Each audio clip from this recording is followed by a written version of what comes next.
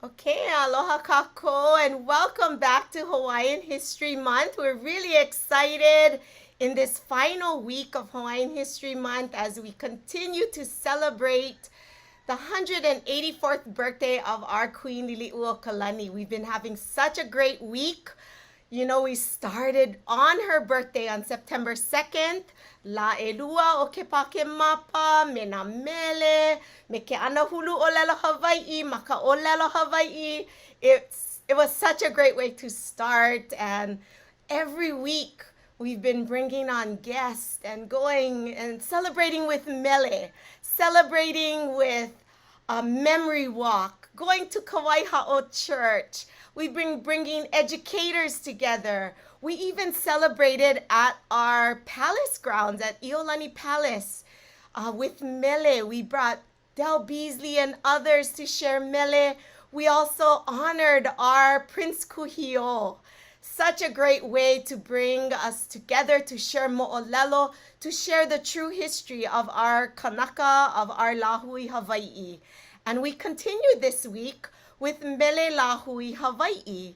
And so yes, Songs of Our Nation, as you can see here. And we'll be wrapping it up. And, you know, throughout the year, we welcome all of you to continue to celebrate our Mo'aukala Hawaiʻi. All of our recordings will be there and ready for you, and you can go back and watch them at any time. So for any of our years, you know, this has been our third year of celebrating Hawaiian History Month and really bringing our lāhui together to share our mo'olelo.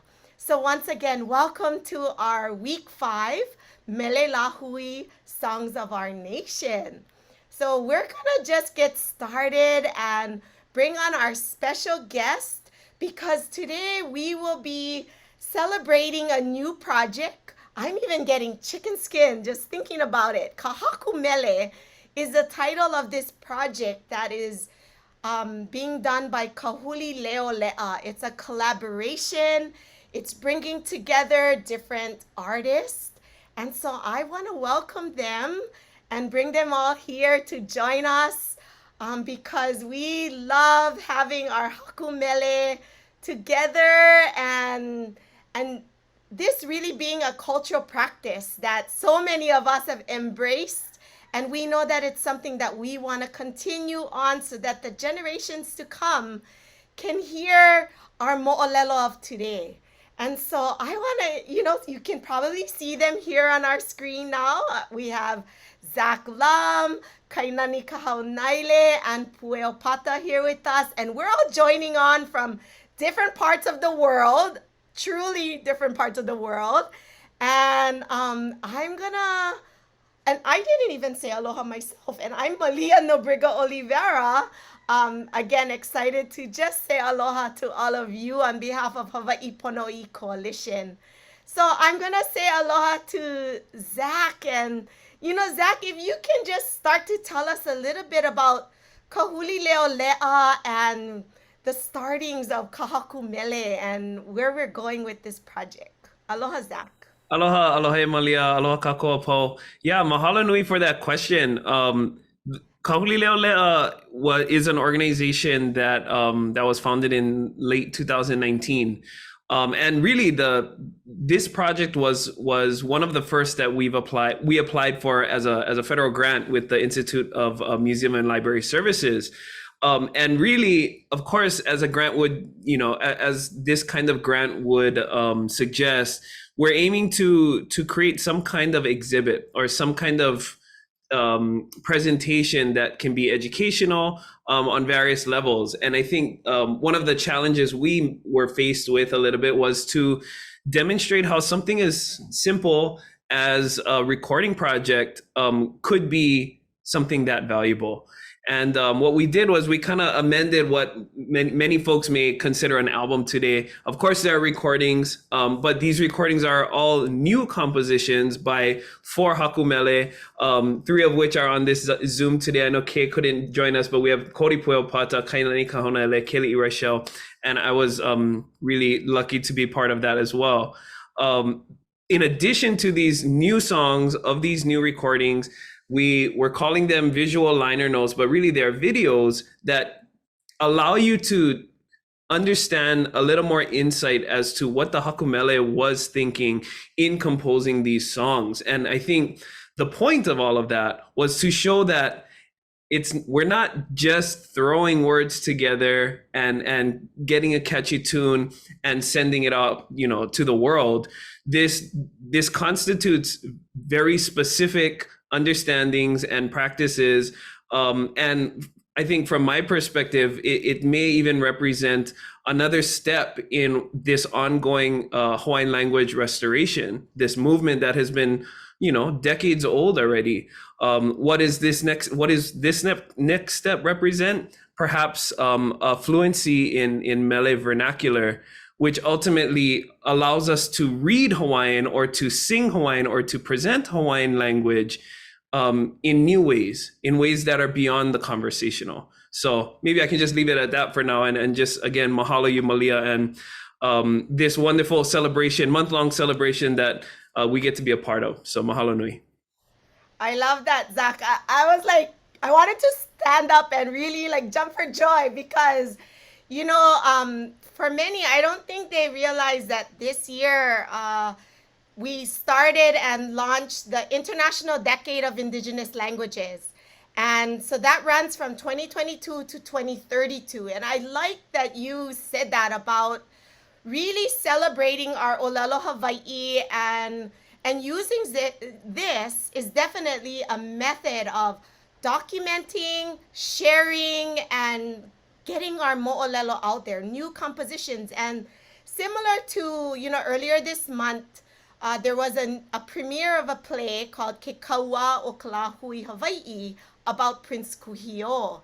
And I think similar to that art form, there's so much research and documentation that goes into that entire process, just like Haku Mele. And, people don't really realize that. So I'm glad that the National Institute for Library Science really looked at your project and supported it, because it really does, it's a great addition to that work and to that body of research, and a way to really celebrate our people. So yeah, thank you so much for that introduction. And I know we're gonna keep saying it throughout the show, but where can people find out more about Kahulileolea?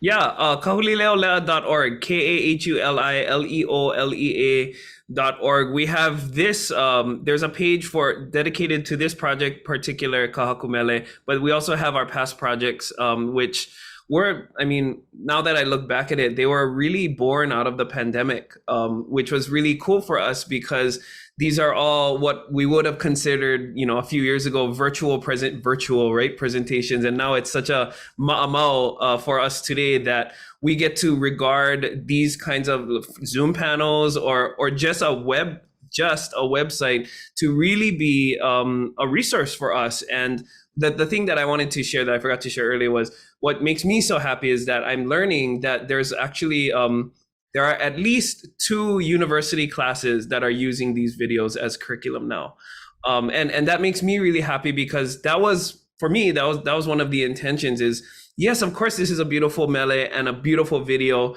but it can be, I guess, the venue for education at that level, at a scholarly level. So just really happy, and I mahalo everybody who has commented on these videos and enjoyed them, and continues to enjoy them in those various levels. Great. So yeah, definitely go check out the website. They also have a fabulous Facebook page. That's where I found a lot of these videos, and I was just like, ooh, I was making sure I found some time to go and watch it. So, we were saying that we're all joining in from different places. Zach, you're on Oahu? I'm on Oahu, ma'ahui manu. Ma'ahui manua, ayawa makawai. And let's see, Pueo Pata, let's find out where you're joining us from, and maybe tell us a little bit about your contribution to the project. Sure, so I'm joining you from hot and steamy Makawao, Maui. It's so hot today, so if you see this glistening, that's why. So I've been involved with Zach's projects for the past few years now, and I've been able to watch how they've been able to evolve and also push our initiatives forward and kind of ensure that things stay at a certain level of integrity amongst the projects that he's putting out, hopefully to invigorate that type of inspiration in other people or other practitioners as well. When it comes to Mele practitioners or the practice of Mele, I was trained when I was maybe 17. I got my very first ukulele, actually. I was told to get on stage, but I wasn't allowed even to use the mic until I was 21 years old. But by then I was being mentored by my kumuhula Auntie Nona Mahilani Kaluhio Kalani and Uncle George Naope, who was a master entertainer. And the way that we learned to mele or himeni or to chant was makahana kaike, ho'opili aku, ho'opili mai, those types of things. You have to really a'apo quickly. But my training for Haku Mele began in 1998 under a kupuna from Hawaii Island, Auntie Eleanor Kaupu Makida, who herself inherited traditions of la'au kahea. And so the practice of Haku Mele that she gave to me or passed on to me is called ʻōlelo ma'alea. And so from 1998 until she passed away in 2003, I was mentored by her, working very closely with her until toward the end of her life, she told me I had one last assignment to compose a trilogy of lyrics and then present them to her. And then she said, you're done. You're he Haku Mele no oi. You're a composer. And I think she passed maybe about a month later after that. So I was very, very lucky to get that experience. And I've continued on since then. The types of songs that I contributed to this album, Haku Mele, when Zach said, oh, let's do this, he said, oh, it can be existing mele that you've done but just haven't been published. And so I have a whole bunch of those types of things that aren't published. But when the four of us started our Zoom sessions and the creativity, we kind of like were the bellows for each other's flames, and pretty soon we're like, yeah, we're gonna do this, and that's kind of what the types of things that we were able to release. I wasn't gonna do a mele ho'oipoipo, but everybody else did mele ho'oipoipo, and so so I just said, okay, I'm just gonna do something not so risque, but not so risque as others, I should say, but something that is expressive of ho'oipoipo in the way that I like it, which is because it's a surfing song, you can tell I like it wet and salty. I'm going to pass the mic now over to Kainani Kahaunaele, all the way from... Hello. I'm tuning in from Palisa, from Paris, France, as I am contributing mele here for this week, sharing mele and being an advocate for cultural practice of performing mele and teaching a little bit about how mele are created in the way that I've learned. So I'd like to give my aloha to all of my fellow aloha here, hoa Haku Mele, hoa mele, and thank Zach for inviting me onto this project. You know, Haku Mele is one of my daily things. You know, it's part of my professional life. It's part of my personal hobby. It's all the things. It's something that invigorates me. I learned so much from older mele. I learned so much from mele that are being composed by my peers. And this project had like deadline, time limit, but actually no real limit for what the content that we could write about. And so one of the things that I love to compose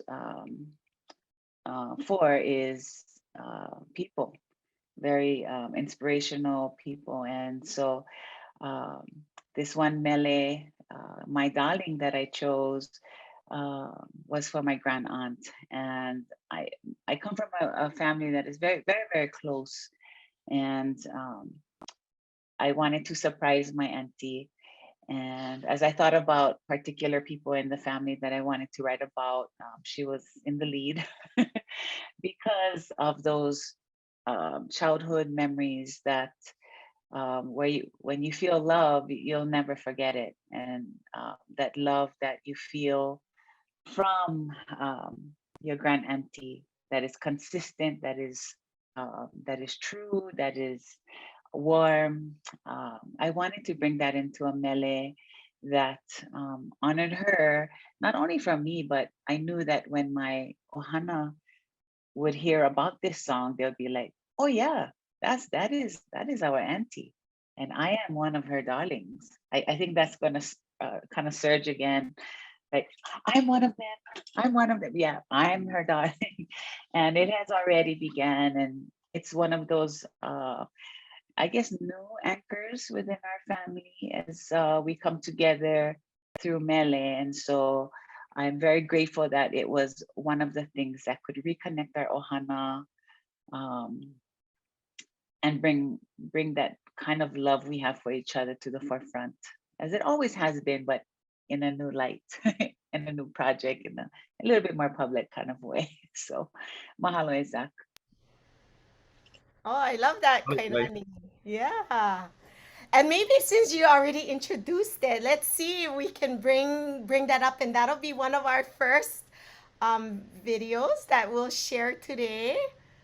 And then maybe we can talk story a little bit more after we watch it. So we'll get that tuned up here. And so exciting. When you were sharing that, Kainani, it made me think of, those aunties that I remember calling my Mama Nui here on Kauai. And, we all have those Mama Nui and Papa Nui that we just love and that we're there with. So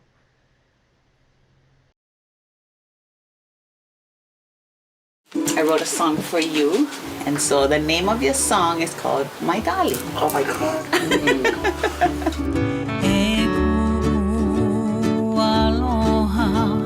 My darling. My darling is a mele about my grand aunt, Elaine Panui, and that is what she called all her nieces and her daughters. It was always full of love and intention, and we really felt like we were her darlings. And this particular auntie for whom this song is written, she always wears flowers in her hair, either plumeria or ginger. And so when I hug her, like in the first verse, when I'm talking about, when she calls, "Hi, my darling, come." And when I hug her, I always smell the plumerias.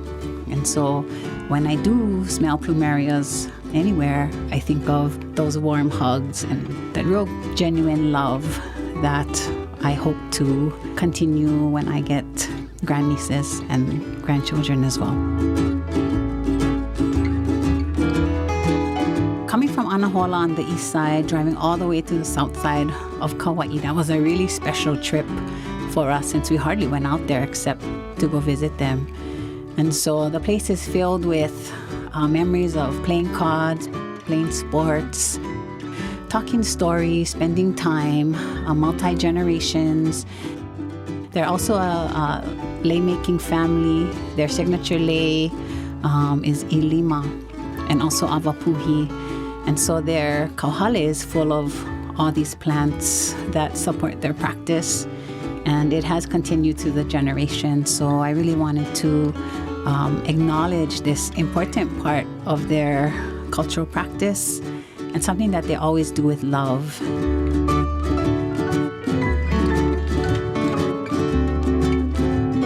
We revere our kupuna so much in our family, and just to know that there is a song particularly for this kupuna, everybody will be affected and they'll want to hear it again.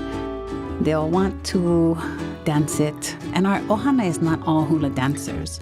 We have just one song that we all kind of participate together. And I wanted to add one more to the pot. And I think the draw is that it's written for someone so beloved that we want to be a part of it. If we fill it up with all the good stuff, all the feelings and all the reminiscing, I think it would become a song to last through the generations, and that's the real goal. Auntie, I love you so much. Mahalo for making me feel so loved as a child. And I wanted to show you how much I love you in one way that I know how, which is through creating a mele for you and singing it for you and including our ohana to sing, dance, and love each other.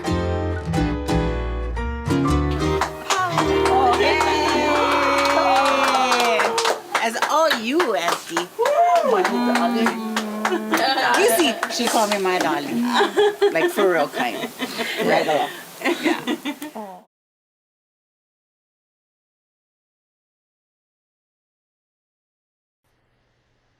Nani no. We kulu ka vai maka ma'anei. Oh, mahalo nui. When I was talking to my cousins to help set up our video shoot, we planned it so it would be a surprise, but it almost backfired on us because my auntie made plans and she was on her way out to go to the Alulike meeting and do all her things. And then, it's like, oh, they had to make plans to, oh, no, make sure mom stays home. And then, so when I pulled up to the yard, she was like, who is that? Oh, that's Donna. I mean, she called me Donna still yet. And she's like, oh, what you doing on Kauai? And I was like, oh, they didn't tell her yet. Okay, the big reveal is happening. And so it was, what we got caught on the video was true. It was unfolding at that time. And so I'm really glad that I got to present it to her, brand new. And we got to listen to one of the mixes on that day. And it was really special because her children made sure they were there. It was midday on a work week. And so I got to explain a little bit about the process, and just lots of stories came just from sitting together. And that's, one of the important parts about building strong foundations in the ohana is the actual spending time. And I haven't seen them for a while.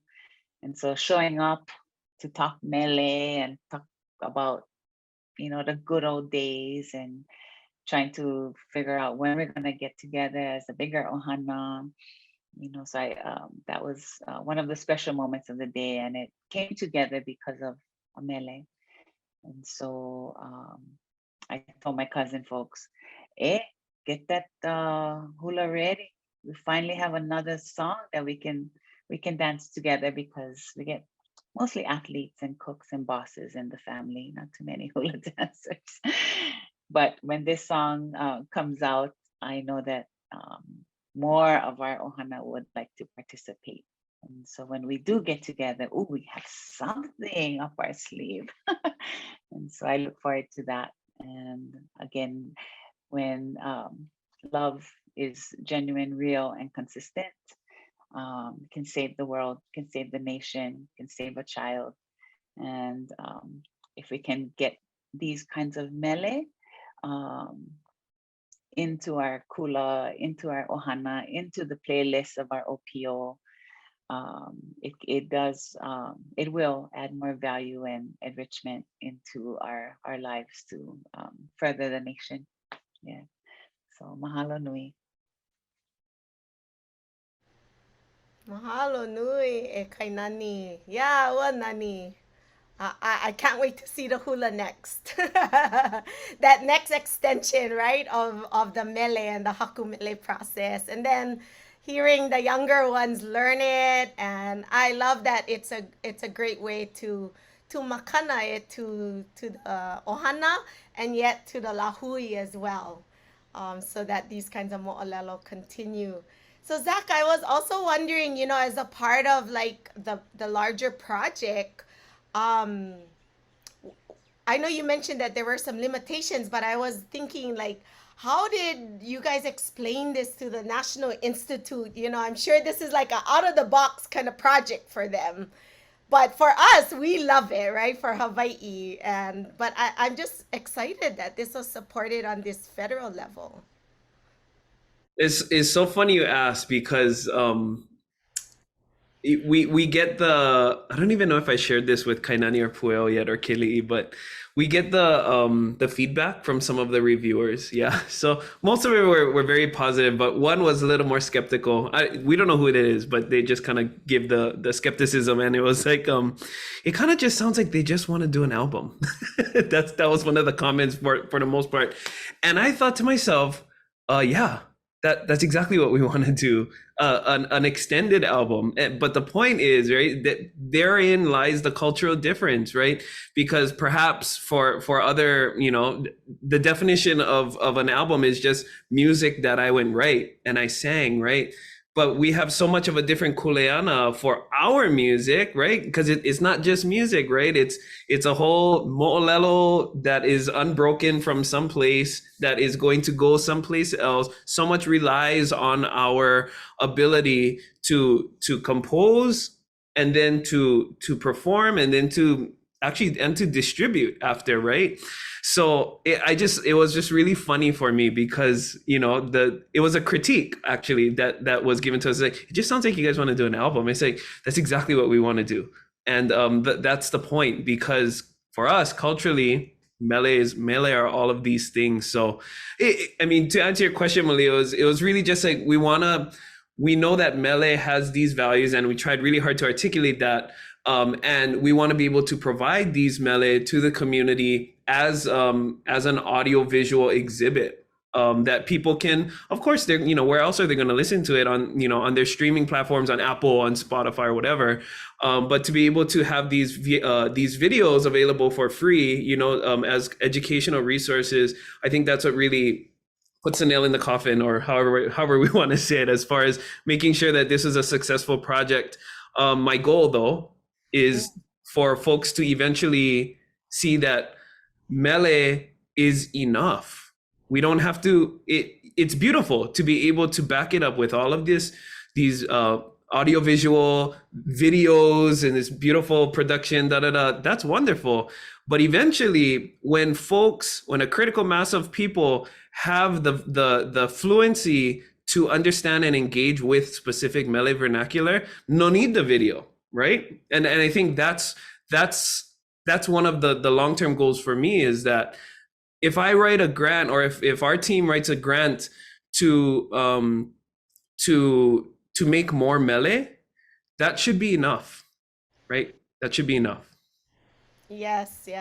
Oh, I love that. And I think that's perfect, because in all of the work that we do, we're always trying to open that door just a little wider, so that next generation of Haku Mele, when they write a grant, we know it's a little easier for them too, and they don't have to do the full explanation. It's one of those line items that they are expecting more of this to come. So I love that that's part of the work that Kahuli is doing.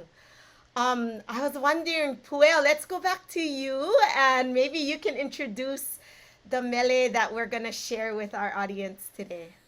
Sure. So you're wearing the wonderful papalelauhala hala, and the mele that I was going to, or the video that's going to be featured, is for my mele kahala oweke, which is a famous hala grove in Hana, the district of Hana, and it does pili up to what is now Hana town.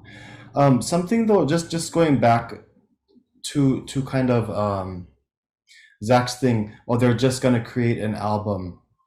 That is kind of how it's done. He talked about the cultural divide.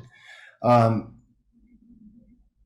of the things through this project that was one of my goals was not to ever say just when it comes to Haku Mele, and as far as Kahuli Leolea is concerned, to say just when it comes to recording music, because it has been that. But what we are seeing now as far as Haku Mele is concerned is kind of akin to a high school student writing a poem and then it becoming a hit nationally. Right, so you have these people who are encouraged to take Hawaiian language classes and encouraged to write poetry, and then they might be great singers, so they record it, and then it ends up becoming a hit.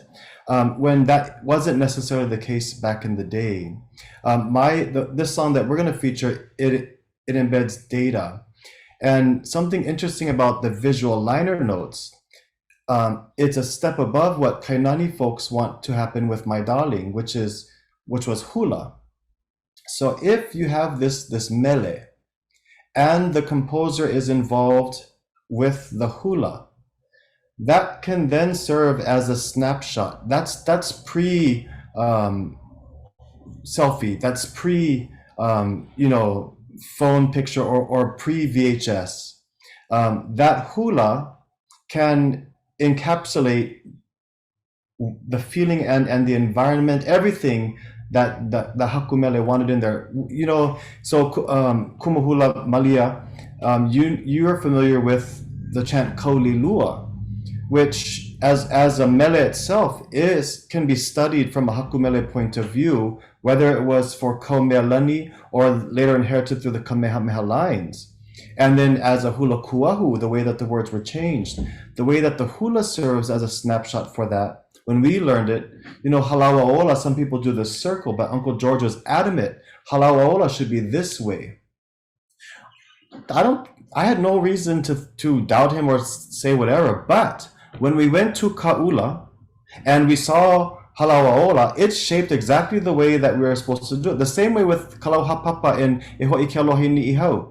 Our move for Kalauhapapa was exactly the way that it is there at Nihoa. Who went there, made this hula that we were able to get. So because we don't necessarily have that ability, and hula doesn't only serve that function for us today, we now have these tools as visual liner notes to, when we work with the videographer, to portray something close to how we want it to be exhibited or expressed. And so shout out to Chelsea Machado, who is one of our former students from KS Maui here, a wonderful videographer. And so when it came to Kahala Oweke, what my from the surface, it looks like it's just a mele that honors place names in Hana, Wahipana, and places in Hana, Maui. But what Zach didn't mention was if you go to Kahuli Leolea and you go to the Haku Mele page, you can actually download the entire PDF that we submitted, right? So the visual liner note has great information, but not all of the information. If you go to the PDF, that's where you get all the information that we wanted to share with you about the actual mele. And so outwardly talks about Hana, but I embedded honorific gestures to the family that I used to live with there, the Smith family, and Mama Nani Smith, who passed away just a few years ago. She was in her 90s. So Mana Leo, raised in Kopo, married and had raised their children in Hana, but she was also a weaver. And when I lived there, I stayed in the parlor. She would get up at 4:30 in the morning and hohoa the lau that she was going to use to weave. She would do a little weaving in the morning. She would go clean rental properties in the daytime, come home, get her po, go fish, because she only wanted to eat po'opa at night. No matter what she made dinner for us, she would fry her po'opa that she did, do a little more weaving, and then go start the cycle over again. Today, about 95% of Maui's hala is endangered by the blight called hala scale. And so as the largest grove on Maui, I wanted to use Kahala Oweke to also put that message out there that our hala resources are endangered here on Maui, like critically endangered, which also it means habitat endangerment. And also to encode in this mele the different steps of weaving a papale lauhala, which is the lauhala hat. There are about 8 large main steps when you weave a papale, and each of those steps have all these miniature steps inside of it. And so this serves as a mnemonic device for weavers to remember and know that this song memorializes mnemonically the steps that we take to weave papale. But yeah, that's Kahala Oweke. Great, I love it. And as a beginner weaver who has been learning with Kumumaile and Jurade here. It was something that I brought to our Papa Ulana Lauhala, and I was like, cool, let's all watch this together and learn. And we loved learning all the different words that are used in Hana, that are so different. So I love that. Yeah, we have a Maui twang, and everybody else is just wrong. No, I'm just kidding. But I want to also memorialize those things as well. That's important from Maui-based weavers. Which is including the word nala, which is our word. Other people say unala or ulana. If you read the actual liner notes though in the PDF, and you'll be able to see that there's a lot more that we couldn't encapsulate in just the 6 minutes of that video. Great. So we'll start to bring that video up, and while we are, again, go check out kahulileolea.org, and you'll see one of the tabs there, menu items, is Haku Mele, and that's where you can access all of these videos, all of the PDFs that Pueo is referring to, and so much more, and even linking to Spotify and others. So here's that video. Kahaunaele is the name of a famed hala grove on the east side of Maui in Hana. But I composed this song to be a mele no ka poe nala papale lauhala, which is a song for the people who weave hats of lauhala or pandanus leaves. In Kahaunaele, I describe various place names that are found in Hana. I talk about the natural phenomena of winds and rains in that area. But as a Haku Mele, we're trained to embed our songs with deeper meanings. You won't necessarily learn how to weave a papale or a hat through this mele, but I encode mnemonic devices within the mele that will allow weavers to remember how to weave hats, the steps that accomplished or even beginning weavers can draw upon. One thing that I wanted to memorialize through this mele is the name of the famed grove Kahaunaele. Here on Maui, we're currently experiencing a type of blight called the pandanus scale or the hala scale. And because of that, the largest hala grove on Maui, Kahaunaele, is now critically endangered. In the first verse, I basically talk about how famed the grove is there and how it flirts across Hana Bay with the other grove of Mapuena, which is where Ka'ahumanu was born. I talk about how over this hono, over this bay, that the two groves are joined, with Kahaunaele on one side of Hana Bay or Ka Pueo Kahi Bay, and Mapuena on the other side of Ka Pueo Kahi Bay. Weavers will know that represents the ku and the moist strands that we weave with. Here on Maui, the word for weaving is more commonly called nala, and on the other islands it's ulana. So in the first verse, the very first line, it says Kaulana Kahaunaele kahiki nala. Kaulana can mean famous, but it also means the weaving. And hiki nala means the ability to weave, of course, in the Maui way of speaking. The different sun references that you'll find throughout this mele refer to enlightenment that comes with weaving, of course. And it kind of alludes that knowledge and enlightenment can be found in this song. The second verse, Ho'ohaunu hanaya kaihua kala. In that line, it talks about the haunu steps, which are the adding steps, and how we increase the size of our papale from the pa outward. Kaihua kala refers to the corners that we have to add the haunu strands in to increase the size of the pa. And we always move in a circuit, and that's the po'aipuni.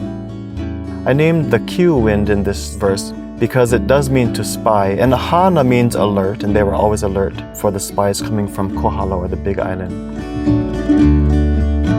Weavers, when they see a papale, the first thing they do is flip it over and they spy, they cue to see how people added. It distinguishes lineages, and they try to look to see the different techniques that perhaps they themselves don't know.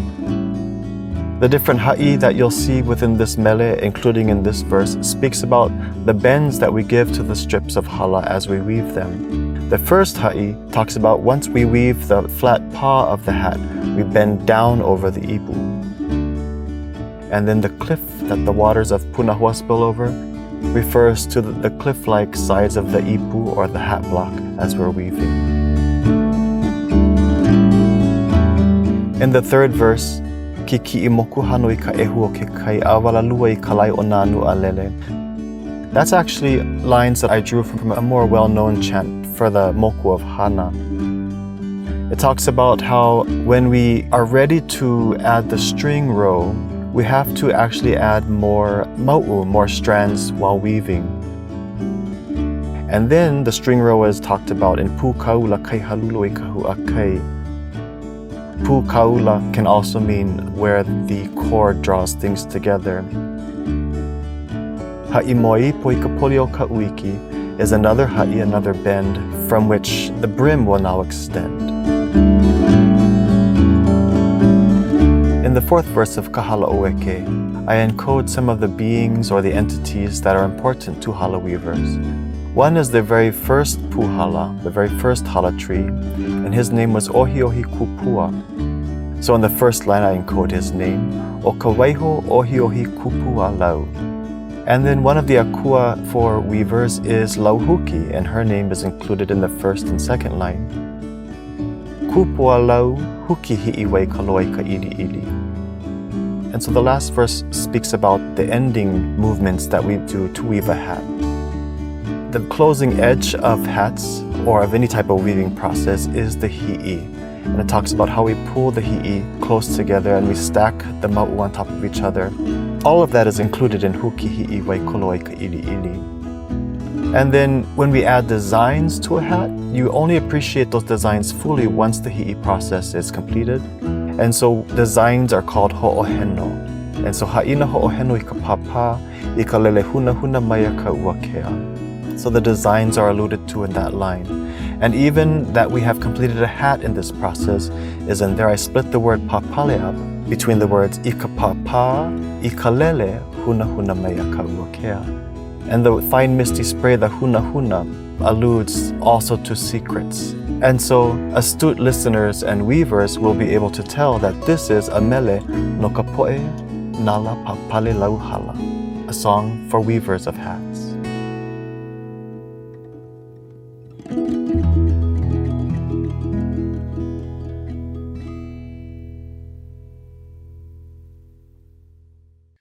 So for that, I would like to say thank you to Mai Kumu Makanala Anna. He says Ulana, but I don't fault him for that. Kaeo Aizan. And then I had lots of people that helped me weaving as a hula practitioner. But of course, Mama Nani Smith, who gave a lot of information, she passed away a few years ago. And then to Melody Cosma and Kamawi Iona. When I put the lyrics together, I did a Zoom session with those two, Mel and Kamawi, to make sure that the versions of the names I included are the versions that they're familiar with and that Hana people would accept for that area. I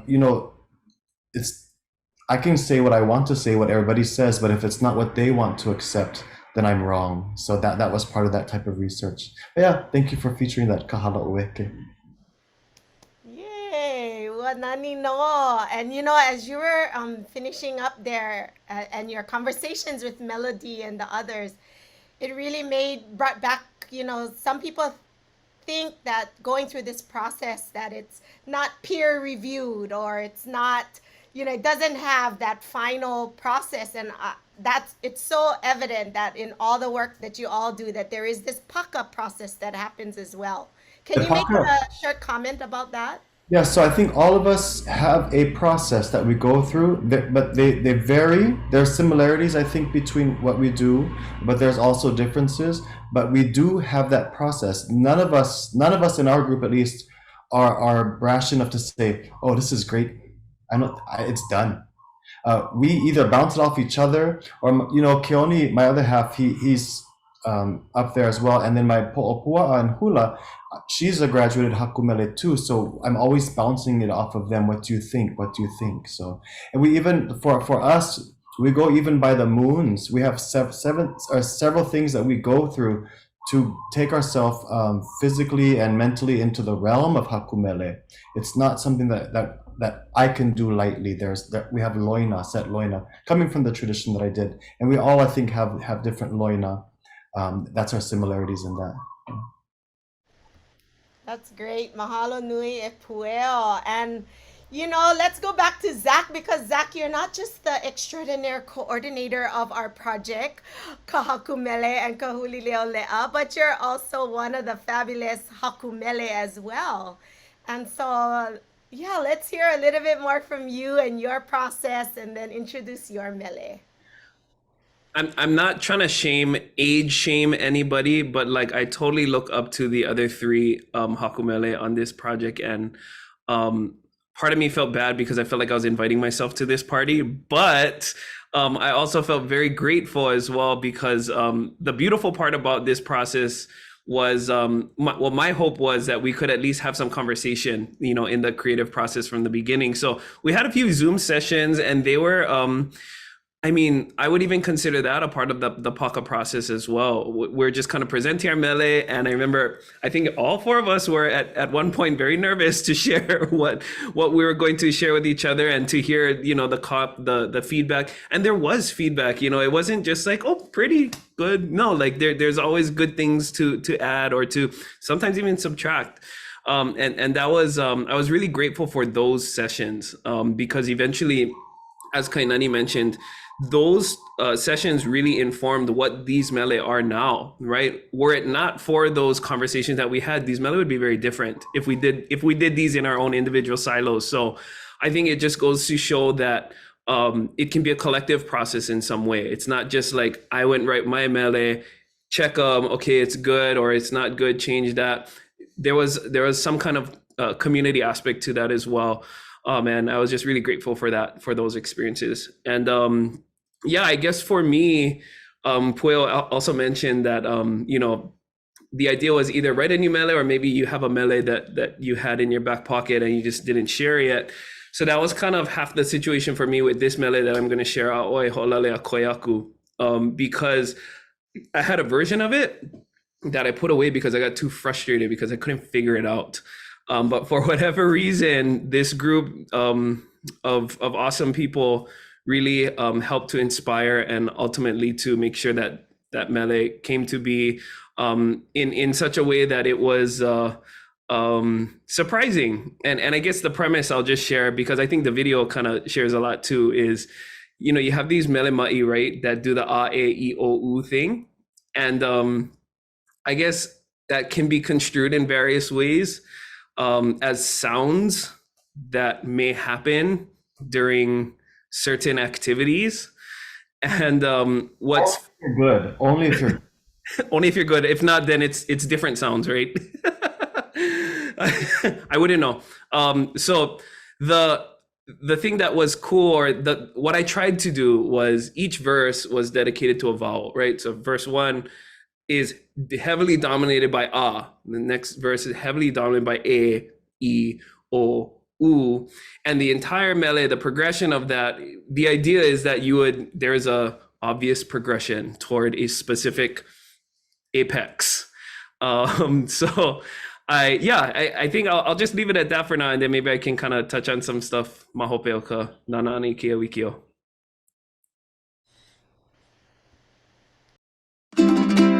There's this type of mele called mele ma'i. Ma'i, in this case, actually means genitalia. And though that sounds really obscene and overt, it's really a celebration of procreation. Perhaps nowadays we view these kinds of subjects through certain lenses, but I believe from the perspective of so many mele ma'i composed over hundreds of years, that Haku Mele understood that a celebration of procreation was an important contribution to maintaining lineage of celebrated and important figures in our history. But yes, these kinds of songs are by definition implicitly sexual. And though we may giggle at that thought today, it's not out of shame. This is a mele that should be fun, le'a le'a. And that fun is expressed in the way words are composed into mele. This is not about putting your mind in the gutter. There's no gutter. just a celebration of fertility through the imagery that the aina provides. So example for this mele, the aina includes He'eia, Ahui Manu, and Kahalu'u on the island of Oahu. There's a wonderful map that provides so many place names, most of which we do not use today. Some of these names are incorporated into this mele, not for their familiarity, but for their meanings. The beauty of experiencing this kind of mele is rooted in suggestion. It's a lot more fun to find these meanings and make them meaningful, rather than being told what these mean.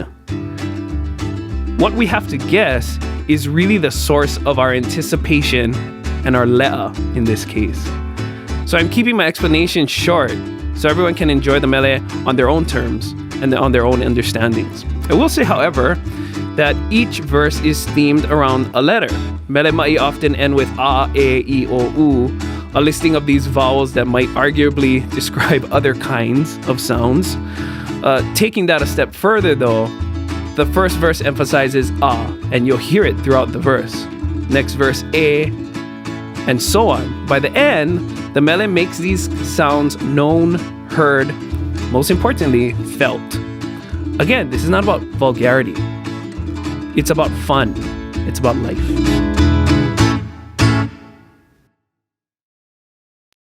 Chelsea Machado outdid herself on with the fan. She outdid herself on this video. And she it was just wonderful to work with her. But this one, in talking with her, I provided very little direction because I didn't know what was going to happen. But the imagery, right? And I think she encapsulates the whole purpose of the whole idea of suggestion, right? Like, this is just in your yard, you know what I mean? And through what lens you will see it will determine your experience with that thing, right? So that was such a wonderful experience to it was a gift for me. It was like to see that visually depicted, right? And the other thing I want to share too is that I think initially I wanted to I think the title was A'oi Ho'olalea Koyaku, right? Which is A'oi Ho'olalea Koyaku A'oi Ho'olalea Koyaku E, right? Hula folks will be familiar with that. But I kind of amended the title last minute and I put like a colon at the end and then I put Kahalu'u because I realized that this is a really fun template that is not specific to Kahalu'u at all. Like, take this exact idea and find your own aina and insert your own a verse, your a verse, your e verse, blah, blah, blah, blah. There can be so many versions of this song, and I hope this can be one of many. So I hope that kind of encourages folks. I'm really looking forward to Pueo's version, right, Pueo? I was just wondering about when you said you inserted colon at the end. Never mind. Go ahead. That's for your mele though, right?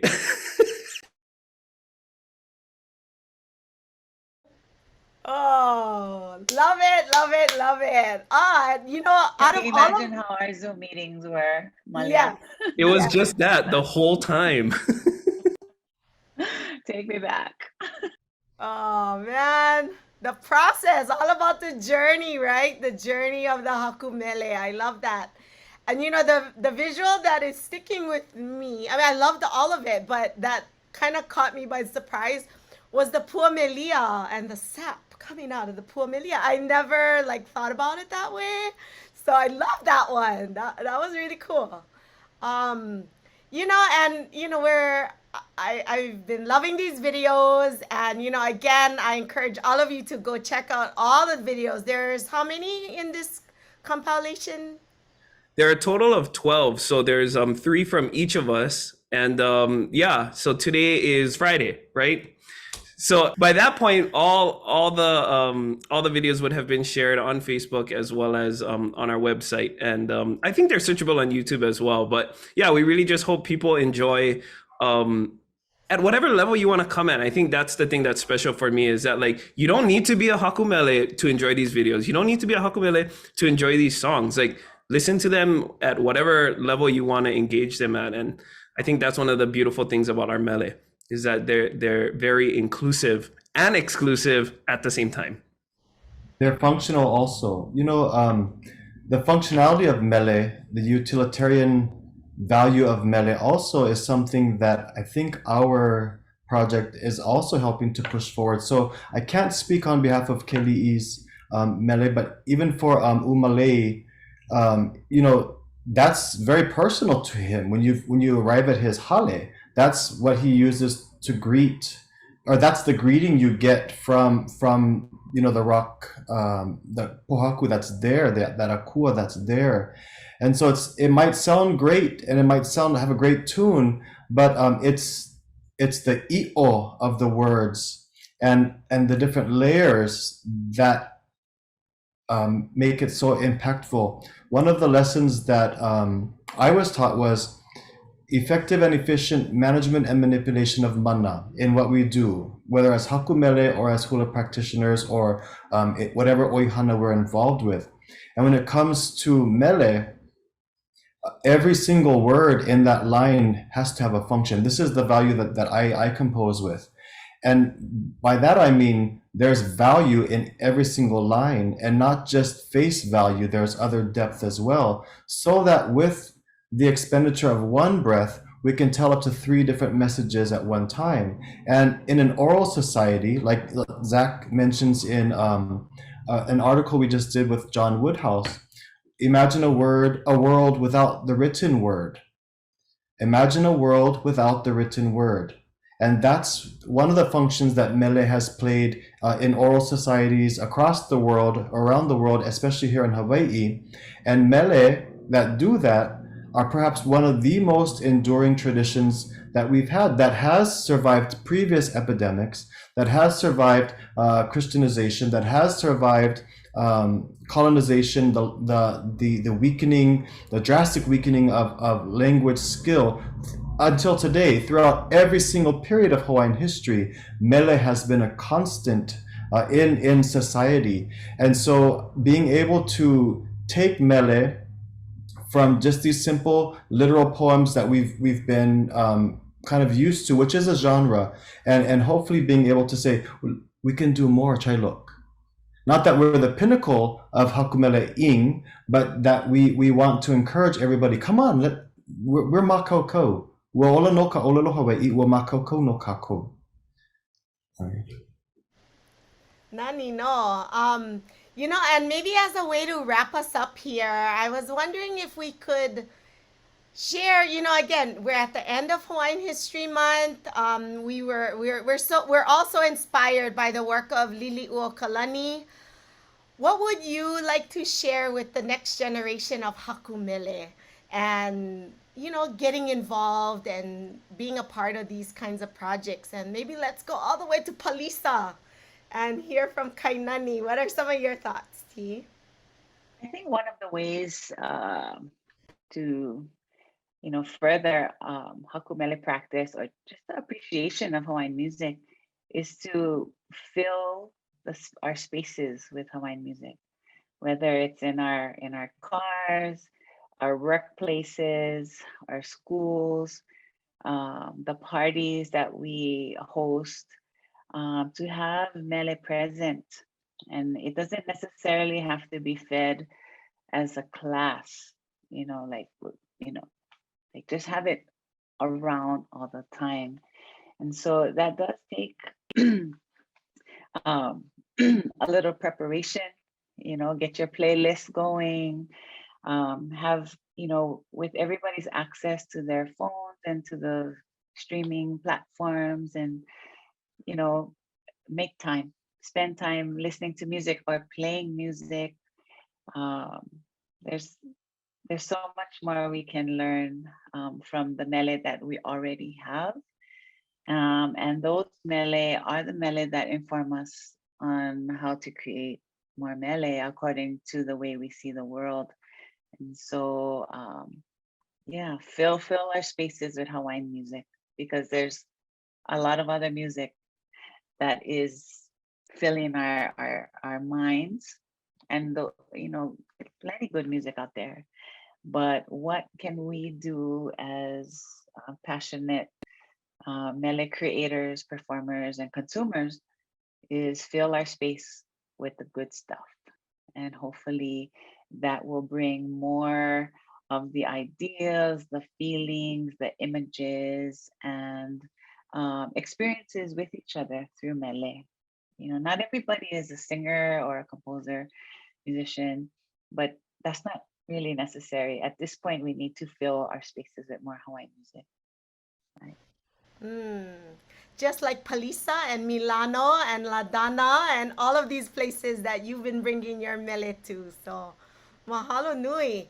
You know, I was thinking too of the Malie Foundation and how this past weekend we had the Mokihana Festival, who has a lot of these composer contests for Haku Mele. And then on Maui, we had the Ho'opi'i Leo Ki'eki'e, and so many of these wonderful spaces and events that are allowing and honoring Mele Hawaii to come into our environment. So I love that. Pueo, pehea ko mana'o for, you know, our new and upcoming Haku Mele. Mana'o pahako? As the second youngest person in our group, the mentorship, actually, it goes to Pilina, right? Mele are Pilina from one generation to the next. Mele are Pilina from one generation across the generation as well. It connects us to the people before us, and it connects us to the people after us. So take that into consideration when you create mele. But also, the reason I mentioned the ages is because the pilina that we have, the mentorship pilina, don't just find a mentor that's older than you, find a mentor that's younger than you too. That's why I really value Zach in my life. He's only, 3 years younger than me, but I'm just kidding. He's way younger than me, but there's a lot of knowledge there too. And that inspires me to do the best. But it's the pilina aspect of mele that I think, what Kainani said, create the musicscape around you. You have a pilina now with past, present, and the future. Focus also on pilina. My thing is, don't try to learn it off of YouTube. Don't try to learn it off of Wikipedia or some kind of website. Go to the people who still are alive and garner that information from them. Be the ilina for them. And then also form your own groups as well, like what we've done, a cohort. Form those pilina, because it will only serve to raise the bar amongst yourselves, as long as you have good self-esteem and you're not so easily offended. Yeah, especially with this group that we have. But yeah, that's my nurture the pilina. Love that. Yes, all about our pilina with our kuana, our kaikaina. I love that. So let's go over to our kaikaina over here, Zach Lum. And yeah, some of your thoughts about for our next generation of Haku Mele, and then maybe you can wrap us up here. Yeah, sure. Thank you, Kainani and Pueo, for saying those things, because you folks have reminded me of the question, right? That I think that I always come back to and it's basically the question of what's at stake, right? What's at stake if we don't lean into these, at